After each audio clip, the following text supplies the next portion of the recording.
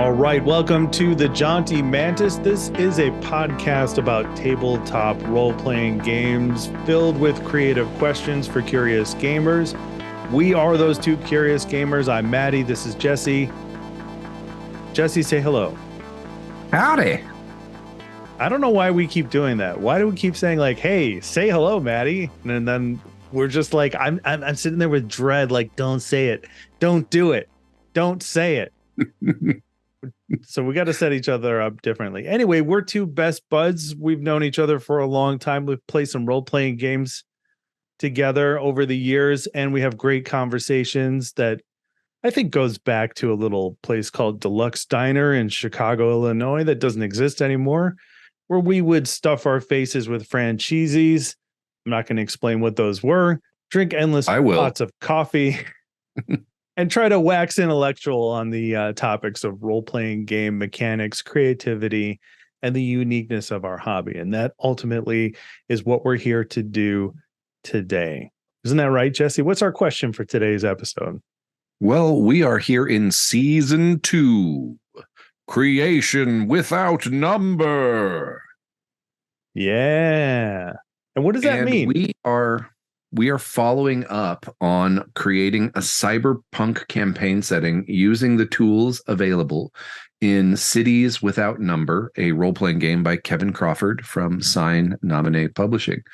In our last episode, little recap, we came up with the basic idea of the city that we're calling the Tower for right now. It's the year 2350. There's been some sort of climate change where the world is covered in ice and frozen. And there's these arcology-like city-states scattered across the world. The other big problem that makes this a hellscape, other than the fact you can't go outside without freezing to death, is there is a brutal caste system in place in the tower. We came up with this whole idea of a couple of tiers, talked a little bit about how, like, oh yeah, there's some cyberware or whatever that like totally is like, you know, antifreeze for your blood, but you got to pay to get it replaced. Capitalism is hell. We came up with the idea of the Edda, the sort of mythical religious order that everyone pays lip service to. And I wanted to talk to you about having that being the city government. Okay. Because another thing we invented will play into that. We came up with the Volga community, the company that controls the power and the heat with the most valuable commodity. They're some real stand-up folks.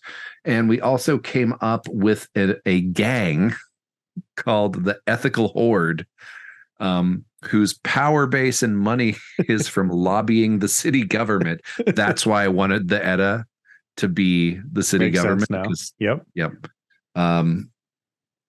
And we had come up with the idea of a big aquaculture pond that was kind of like a parkland in the mid-tier that's now being turned into a housing development, but that's not going well. So Volga community is losing a bunch of money.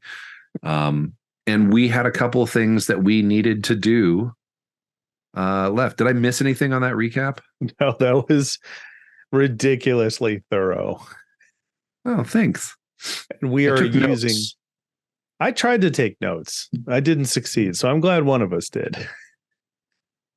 And I took notes right after the session and then looked at them before we recorded. I'm a professional.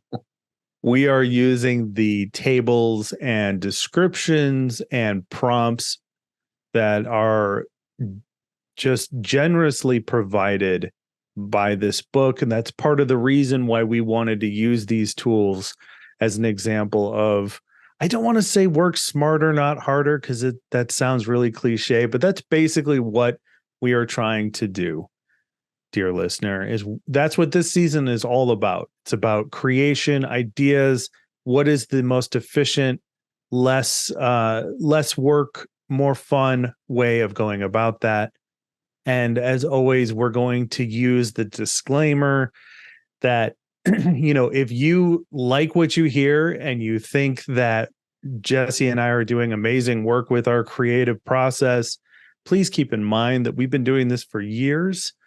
I don't like the idea of saying positive things about myself, but in this case, because Jesse's attached, I think we're doing a really good job. I think this is a great example of how we work well together, and the kind of fun, creative bullshit that comes out of us during these planning sessions, these creative sessions. So just use that as a disclaimer. Jesse and I have known each other for a long time. We work very well together, and don't take this as the rule as written for how you should do it. And don't put yourself to an impossible standard. Just have fun with it.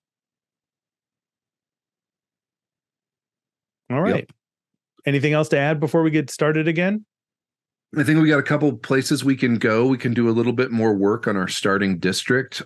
We could jump into adding a couple other corps, because right now we only have one. And we need a couple to, interfere with each other's business. Yeah. All right. Well, let's create the other corpse.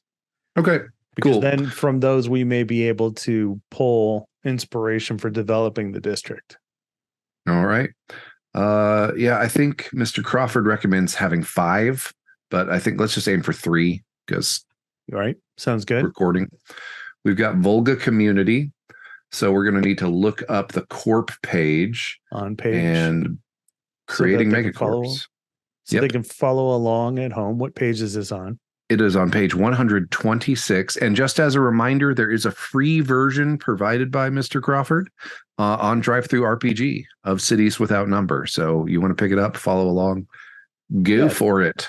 Definitely check it out. And I think we don't say this enough on this show, but just buy it also. Kevin Crawford does work in this space at like a genius level, like a thermonuclear level compared to most other gamers, but he doesn't make it intimidating and inaccessible. And the man deserves your support. His products are excellent. So yeah, definitely check out the free version and consider supporting him and everything he's doing, because he makes wonderful, wonderful toys. Yeah, I'm sorry. It was a blank spot for me because I couldn't imagine someone opening the PDF of this book and then not like within 5 minutes being like, I have to give this dude some money. Right. Okay. Page 126, creating megacorps. Let me bring up my dice roller real quick via the magic of the internet.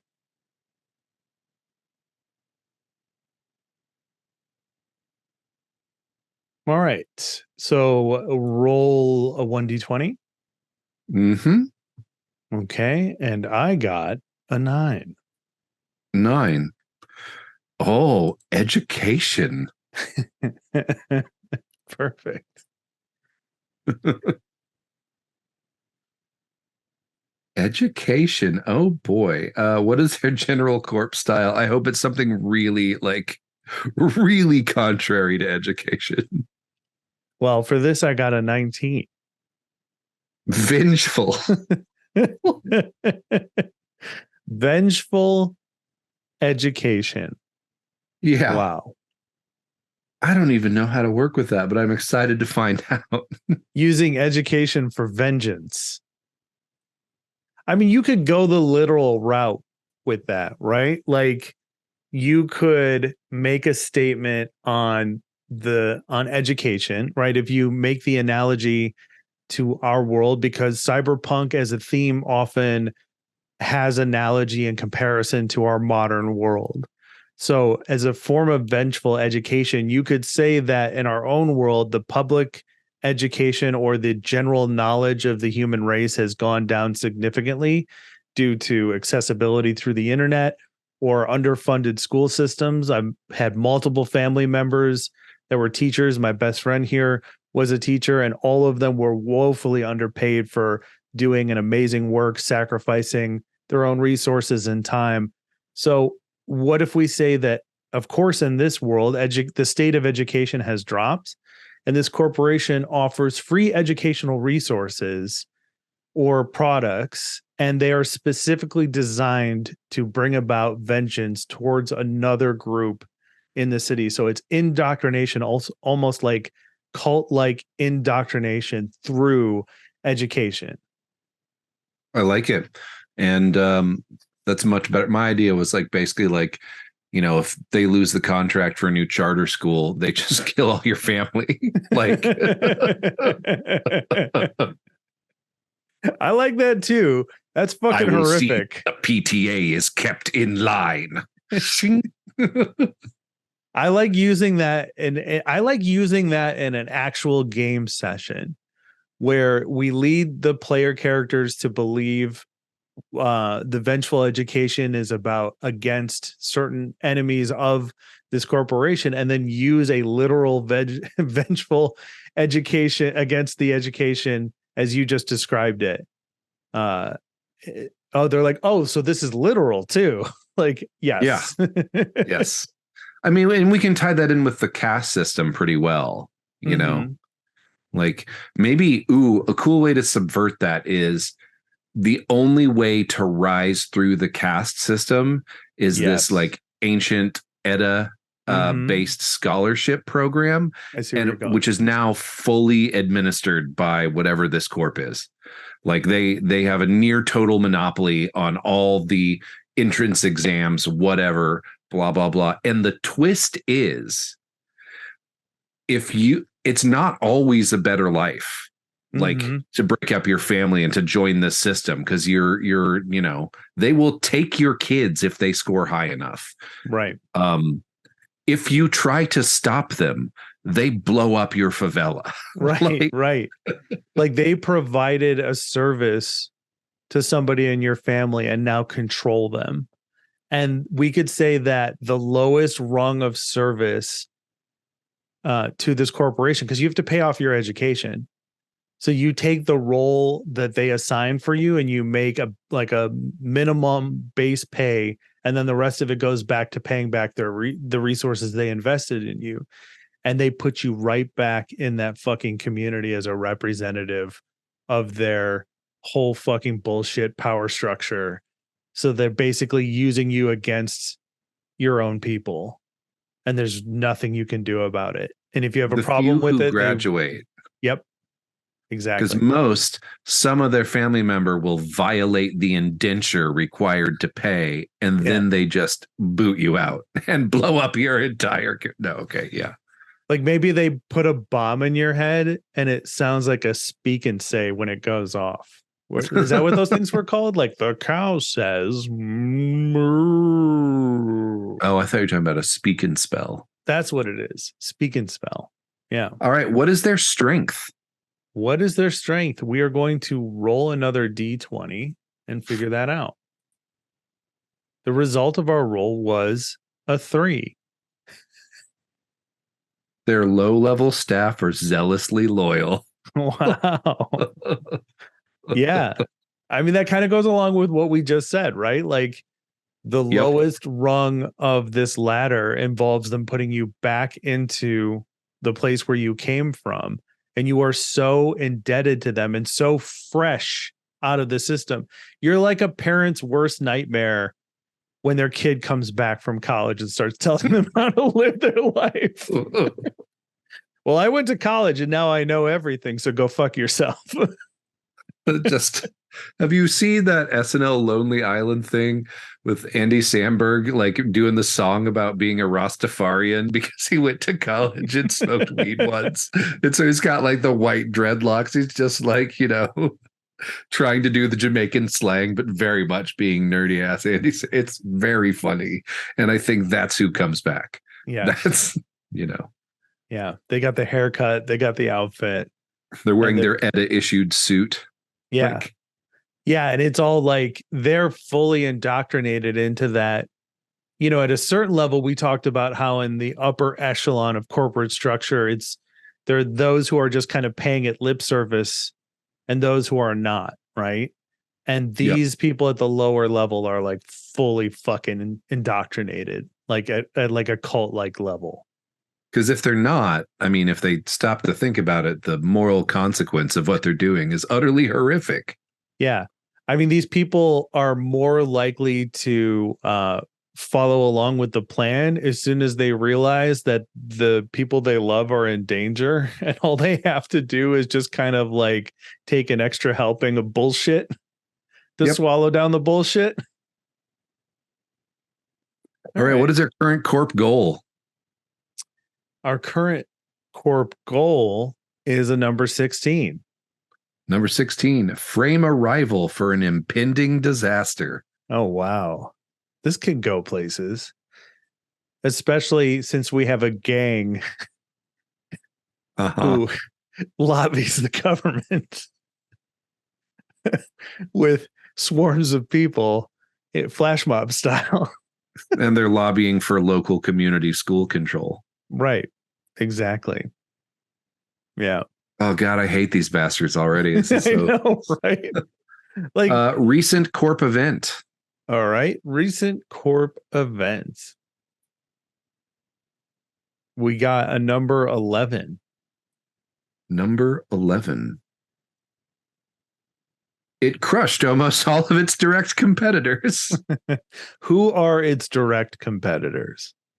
It doesn't matter anymore. Okay, but who were they? Is this why the gang is no longer located in its original territory? Yeah. So sum that up back. Remind me what that was from the first part of this episode. So we had, when we made the ethical horde, one of the things we came up with was like a turn of fortune for the gang, or an event that's creating complicates, and they've just moved their headquarters. Probably because it was bombed by these bastards. Yeah. So there's this huge PR element to it of a lot of the gang is at odds with itself because the leaders of the gang have moved the headquarters into the richer parts of the city, the higher parts of the tower.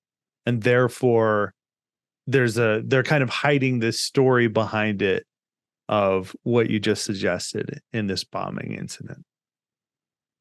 All right. And then we need a name element. All right. Gonna roll a d20. And the result is a 13. A natural phenomenon. Ooh, natural phenomenon. And then we'll need the corp element. All right. And then that will be an 18. Union. 18. Union. Natural phenomenon union. So a natural phenomenon is like what? A tsunami? Thunder. Final thunder. Final thunder makes his return. Yes. In this Cyberpunk game. With gifts for all the children.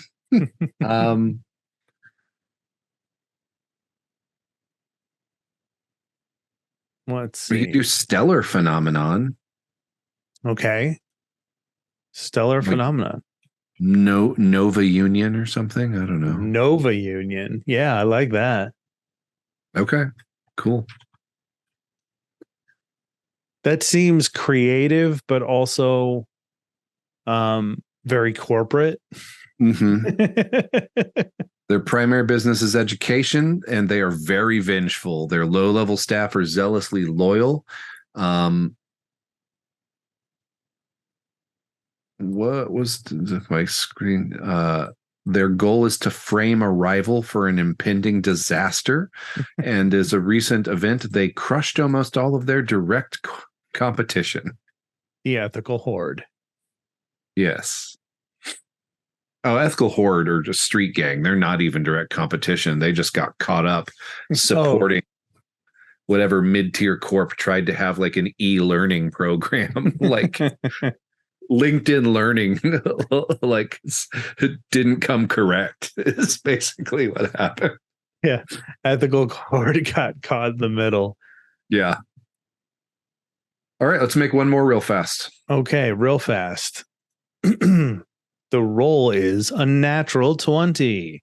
We have our weapon merchants. And then our next roll is a natural 20. Vicious warmongering weapon merchants. Let's just call them Ares Macro Technology and move on. Always preferring loudly overt bloodshed and violence when practical. I mean, it makes sense. Particular strengths. For this, we got a 16. 16. They have a vast web of spies in the city. Wow. Where does that come from? Does it come from the idea that all their weaponry is rigged? I love that all their weaponry is rigged. They just sell to the street gangs and it all has like recording crap into it. Yeah. So it's everybody's getting it's like, yeah, because Volga's doing that through all the power terminals and whatever. Yeah, everybody's just watching you all the time. Yeah. And that can be a parallel to our modern world. God damn it, dude. I feel really sorry for kids today. Like everything is fucking recorded on somebody's fucking phone. Like, oh my God, the amount of pressure and anxiety around that. Ugh, God. Oh, it makes me sick just thinking about it. But yeah, but they won't realize it until they're older. Great. More impending doom for the generation that's going to begin to deal with the consequences of global warming. Hey, I saw a quote the other day. It was something like, people say it's bleak and hopeless, but how cool is it to raise dragon slayers in a time when there's actually dragons? Okay. Yeah. All right. And I mean, my kids, my daughter's a dragon. My son is a sweet, sensitive boy. But Lottie will keep him safe. I've seen their school photos. That's definitely a dragon. Mm-hmm. She's fiercer than any dragon by far. She popped into the middle of a conversation yesterday and just like, this is my Smaug of the Misty Mountains voice. So, okay. Anyway, I'm proud of my children. Sorry, listeners of the Jaunty Mantis. I think they're great people. Don't ever be apologetic for loving your children. Number 3 was the result on the D20 roll.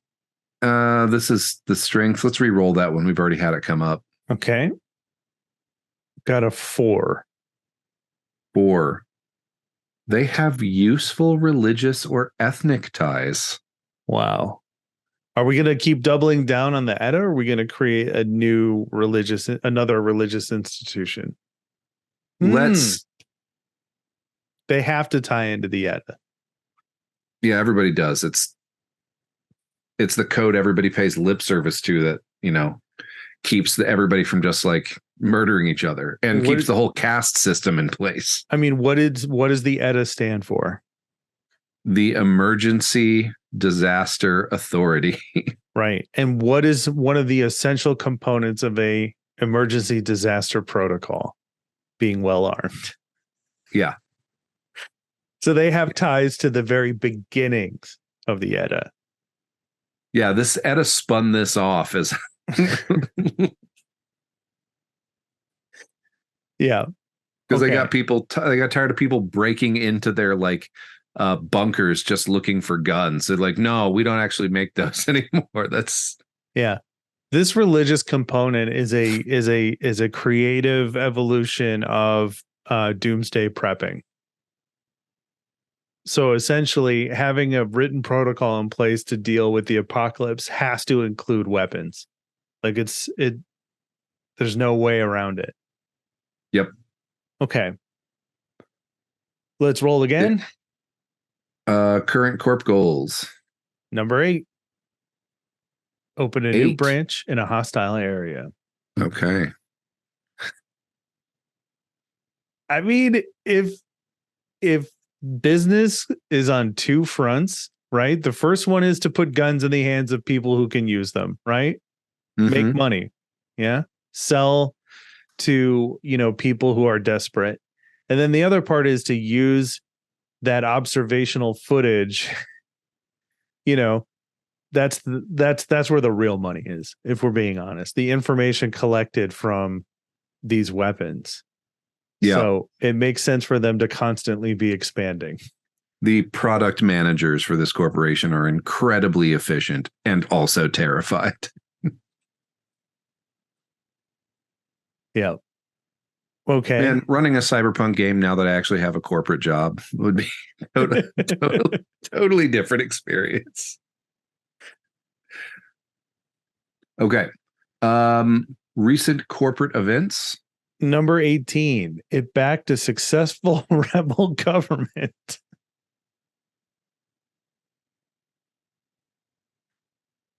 How? What could it have provided? I don't know. But does this go all the way back to the beginning?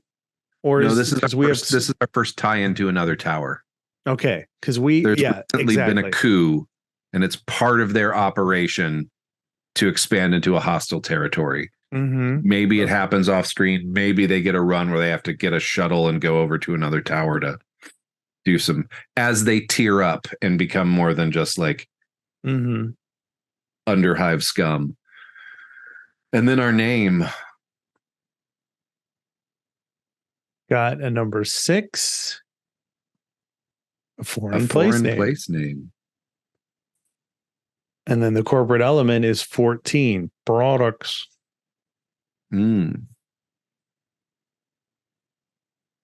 So a foreign place name.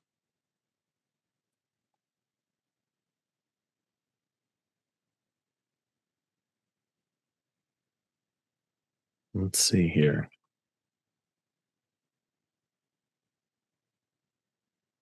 Well, Do we let's have go. extra Terran colonies in this? What are extra Terran colonies? Like in the solar system, not on Earth? Oh, interesting. Yeah, I mean, there's no reason not to.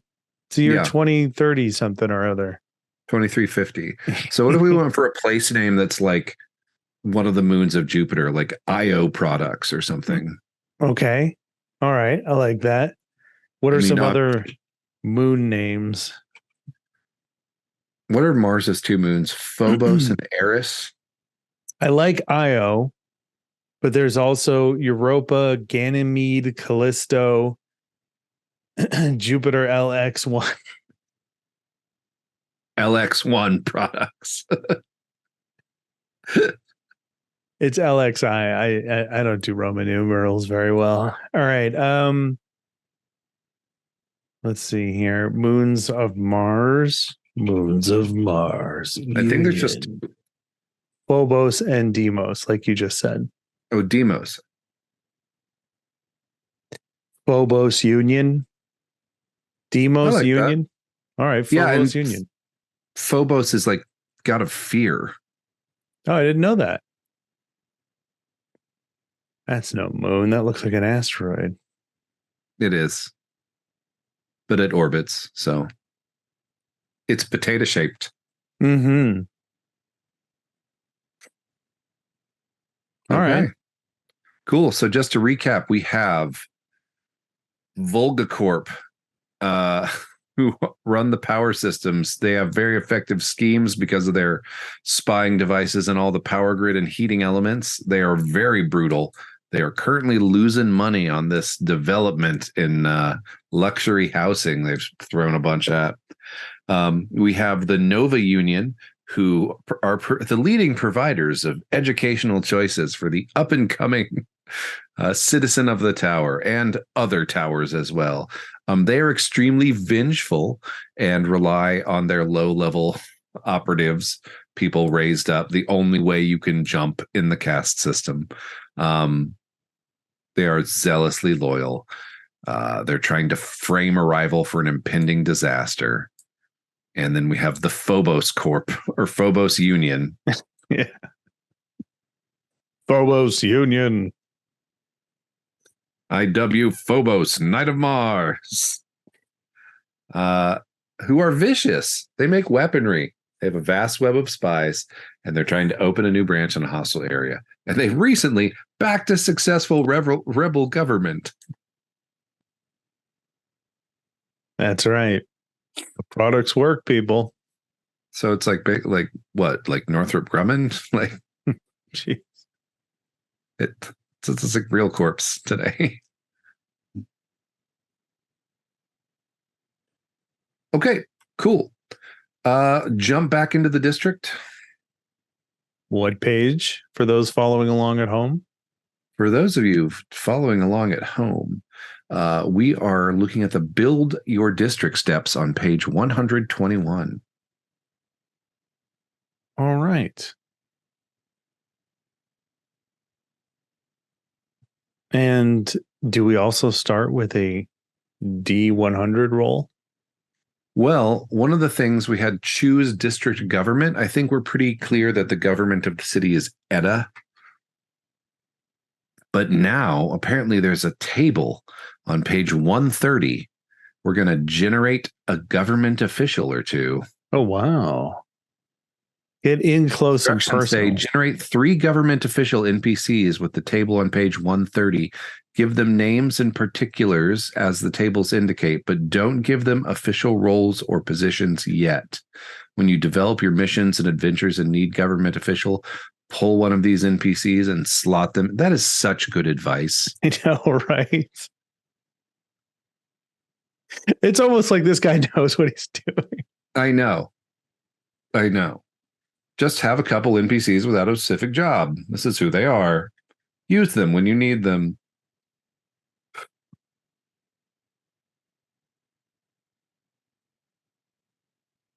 Pick a name. Conveniently enough, there are several thousand backer names listed in the back of this book.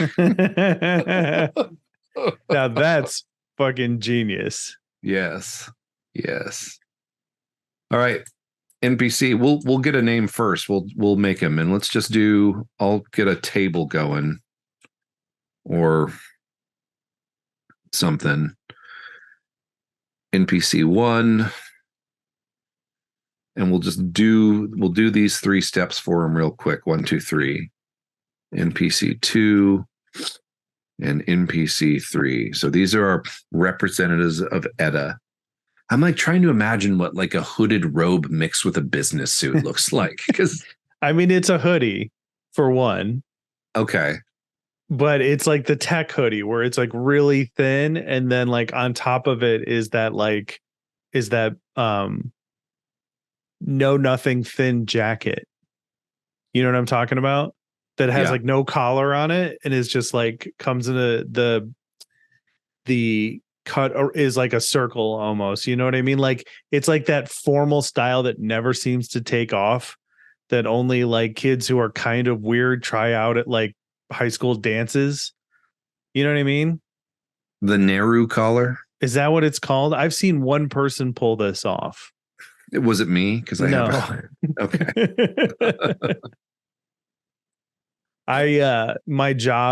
My old job used to take me to various places in the world, and we went to China once or twice or 3 times, and one of the people in our group forgot to pack a certain item of clothing, a necessary requirement to get into all of the education and lectures and talks, and it was a jacket, like a blazer or whatever the case may be. So he went over to the mall, and the guy working the tailor shop over at the mall was so convincing that he got our friend to make a custom designed on the spot, have it for you tomorrow kind of deal. And it fucking killed, man. He looks so good, and he still has it to this day. Like he still takes it with that's him. A Mao suit. Oh, okay. I have one of those too. I have a narrow collar dress shirt that I wear under my Mao suit, my Mao jacket, but it's black. It's not navy blue. So. Well, it was a good look on this guy. All right. What is the main strength of this first NPC? I got a 17. 17.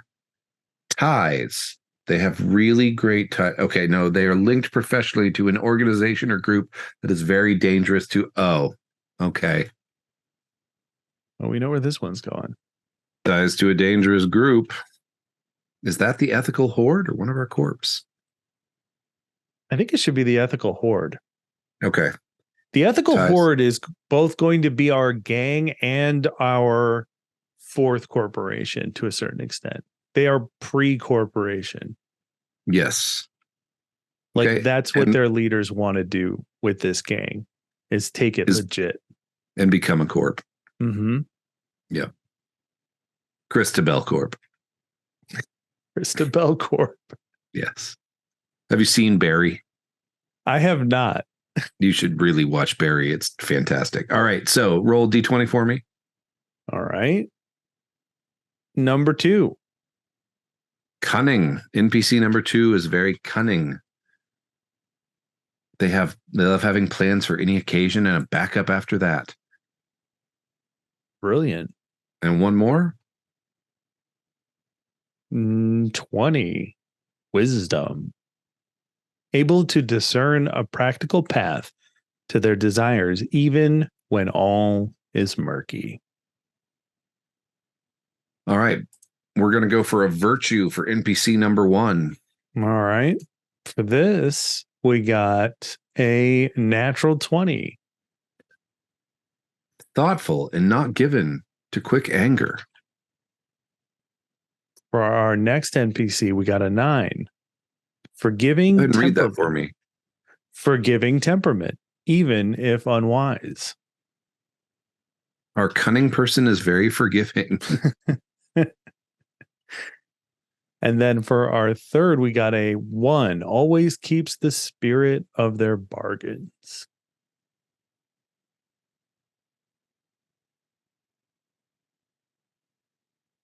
Cool.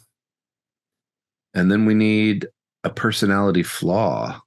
Okay. For our first NPC, we got an 18. Spendthrift, prone to getting into debt. Uh-oh.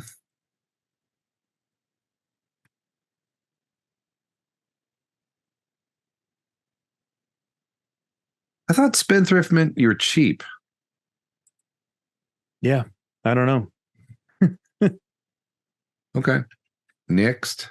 As I mean, the closest thing I've ever seen to this word is spindrift. 9. Irrational hatred for a class or type. Ooh.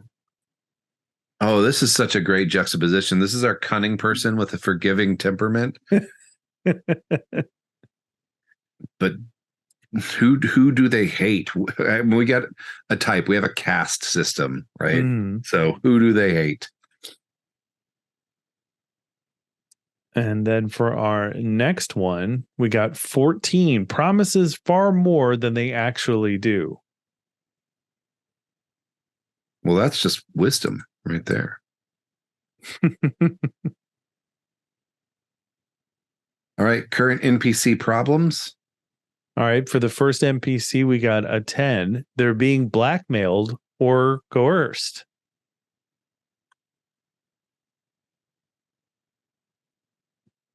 And for the listeners at home, I hope this is actually interesting to see how these people are popping up. We're going to flesh them out. They're going to get a name here, but like this is like I wish I just had these bullet points for NPCs in games I run, like rather than like 3 paragraphs of text. Like, right.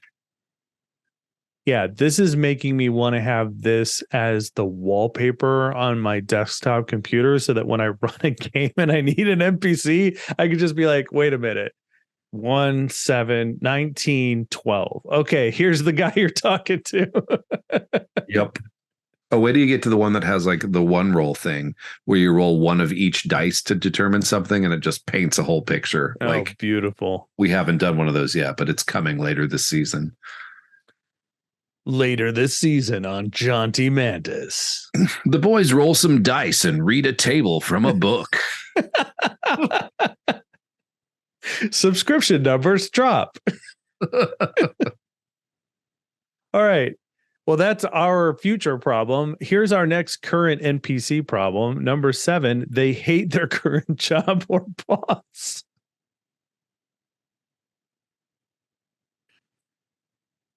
For our second NPC there. That's a problem. And last one. Number 12, they're in dire need of money. Is this the spindrift?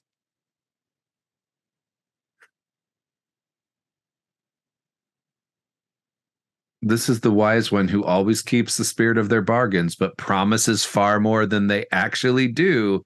They're in dire need of money. And then we need a current desire. All right. For our first NPC, we got number 11. They want to harm an enemy organization. Ooh.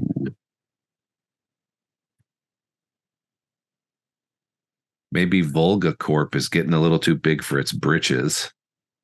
Yeah.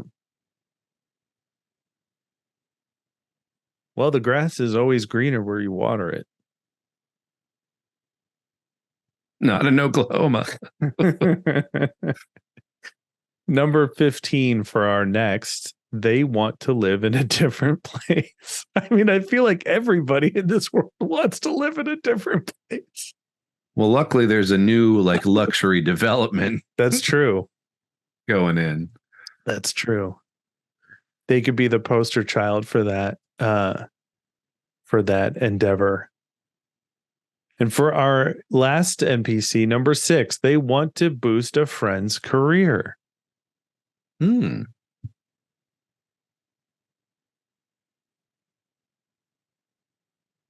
to boost a friend's career. All right. So there we go.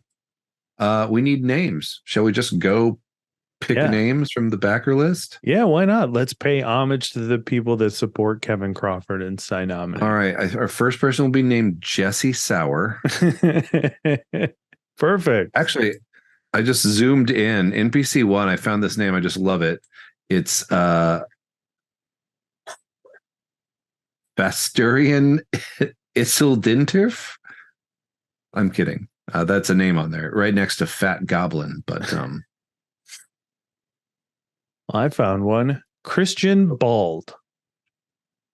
Yep. Using it.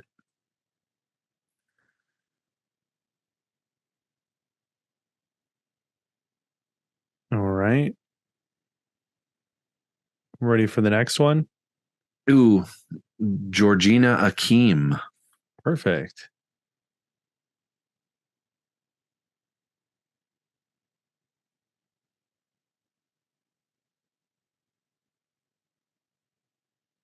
Okay.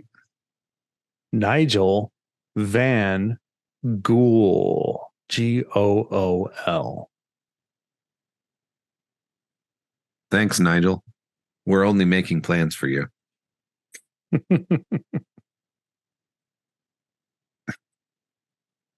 All right.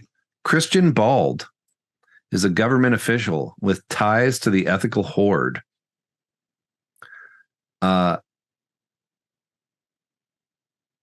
He's thoughtful and not quick to anger. He is, however, spendthrift and prone to getting into debt. They're being blackmailed and coerced, probably because of a debt, and they want to harm an enemy organization. Georgina Akeem is cunning with a forgiving temperament and an irrational hatred for the poor. They hate their current job or boss. Oh, that's a cool tie-in for the education system. Maybe their boss is someone lifted from a lower caste. Oh. Who's a favor of the corp and they want to move against them, but they know that they know that Nova Union is vengeful AF. That's true. And they want to live in a different place, so they might be willing to take a hefty bribe from Volga community. You got to think about it in the politics of Menzo Baranson, the Drow. Like the Drow are like, look, the basic idea is they expect to be betrayed. The noble houses are all moving against each other. They know this is a thing. The general rule is just don't get caught. Like you get caught, you're fucked. That's it. So as long as you can pull it off and not get caught, it's all above board as far as they're concerned. You are that much more respected. And I expect that to be the case in this vengeful education corporation. I was about to say, is Menzo Baranson a Cyberpunk game? And then I remembered the Spire exists. And I'm like, oh, okay. Grant Howard already did it. Damn it. And then Nigel Van Gool is known for his wisdom. He always keeps the spirit of his bargains, but promises far more than they actually do. So the spirit, not the letter. Gotcha. They're in dire need of money and want to boost a friend's career. Oh, interesting. I wonder why they want to boost a friend's career when they are in dire need of money. Maybe their friend owes them money. I don't know. Maybe their friend has been looking out for them their entire lives. And once again, they're depending on their friend to achieve a greater height in order to benefit from being associated with them yet again. Okay. We got one last thing, and we're just going to do one because we're running long on this episode. But then I think we'll have everything we need for our next time we record to create a run. Because we have people, places, things, interesting tangled relationships. We have to define a local fixer, and it looks like the table for this is on 168. All right. We are headed to 168.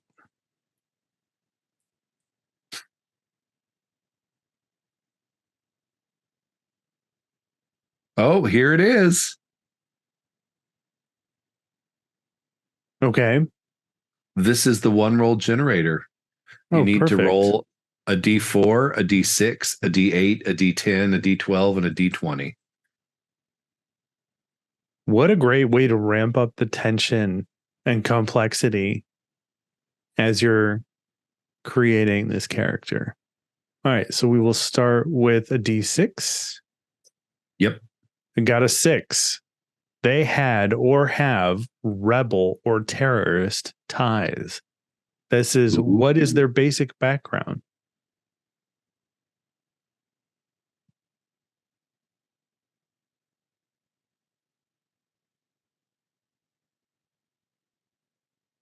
I wonder if this is that rebel government in the next hive over. Maybe they're a spy.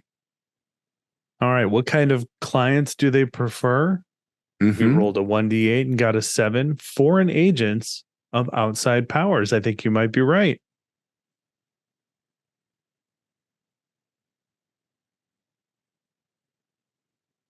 Okay. Why are they used by operators? That's what they call the runners or whatever in this game. We got a 1. They pay noticeably better than most. Oh, I wonder how they could afford to do that. Then we roll a d4. How established are they? We got a 1. They're a new face with little history. Oh, this is perfect. It's almost like the character is creating itself. Yeah. It's almost like the tower is a character in the story. All right. What bad rumors exist about them? Roll D12. And we got a 9. The gear they supply is often faulty.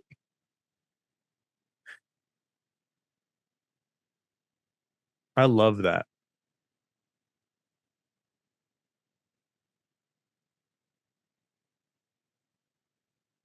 Then we're going to roll a D20 for style and or manner of presentation. We got an 11. Junky shabbiness, deceptively sharp. All right. So we need a name. Let's get an agender or a woman's name. Okay.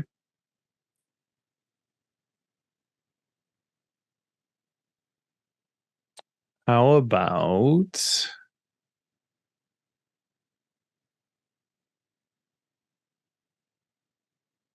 let's see here.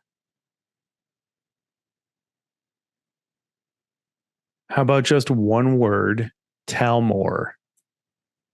Talmor. Elmore.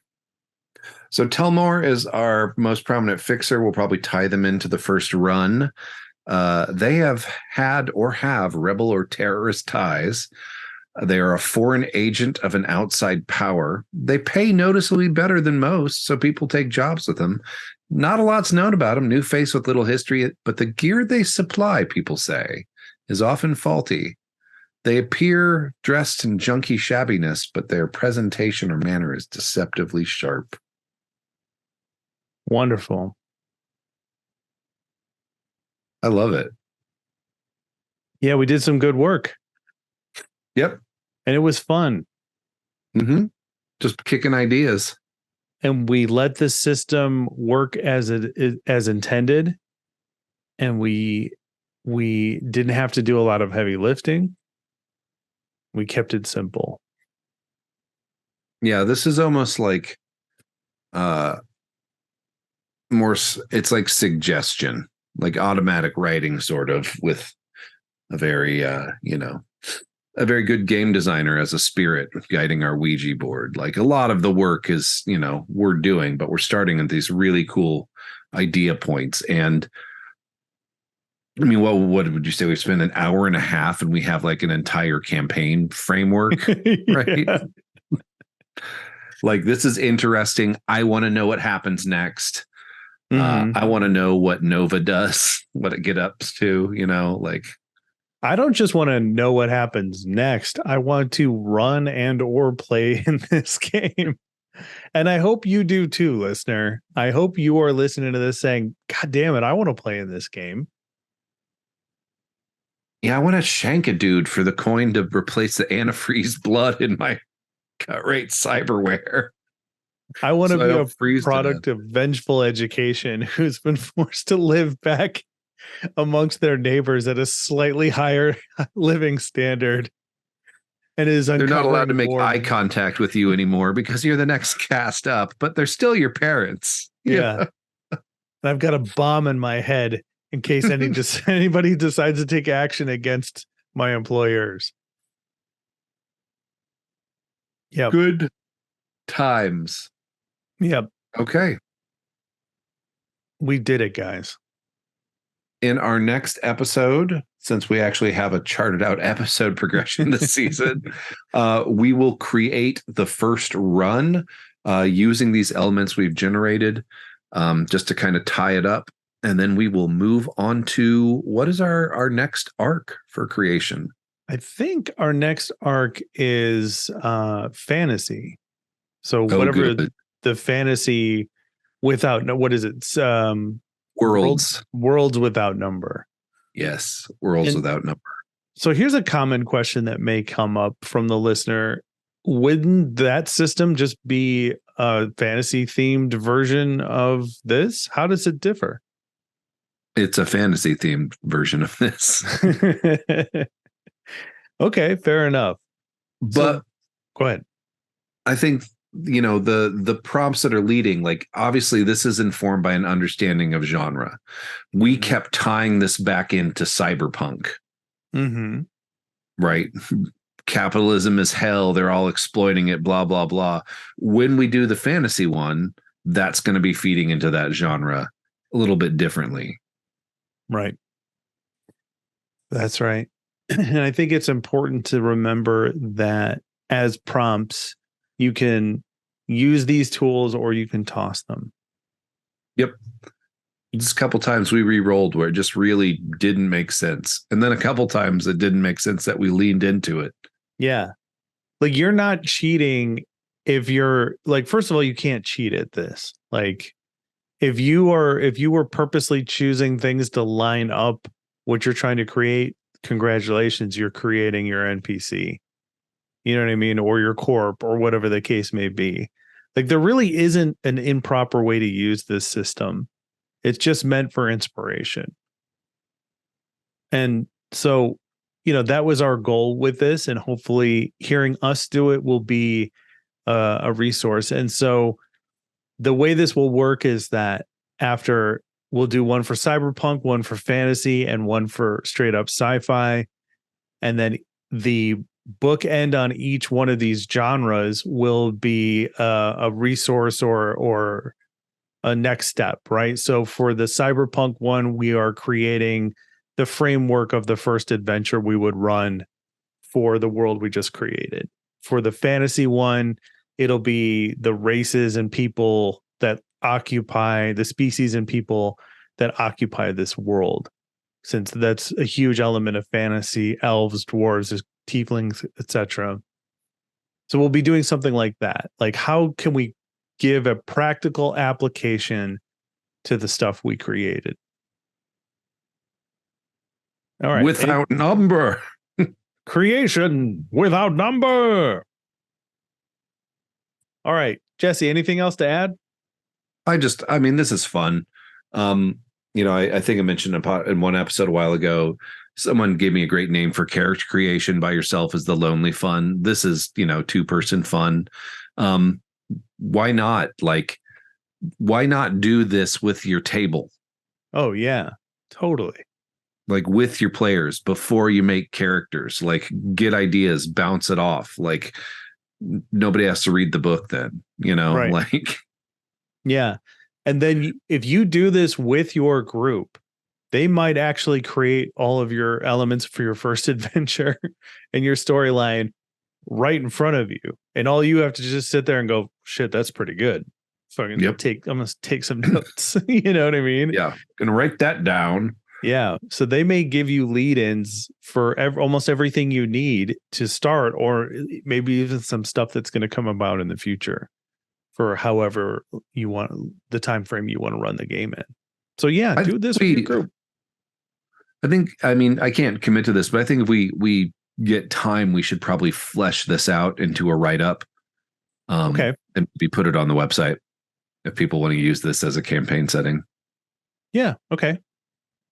I'd be down with that. We can start creating a system of resources and then leverage it for a Patreon. Capitalism is hell.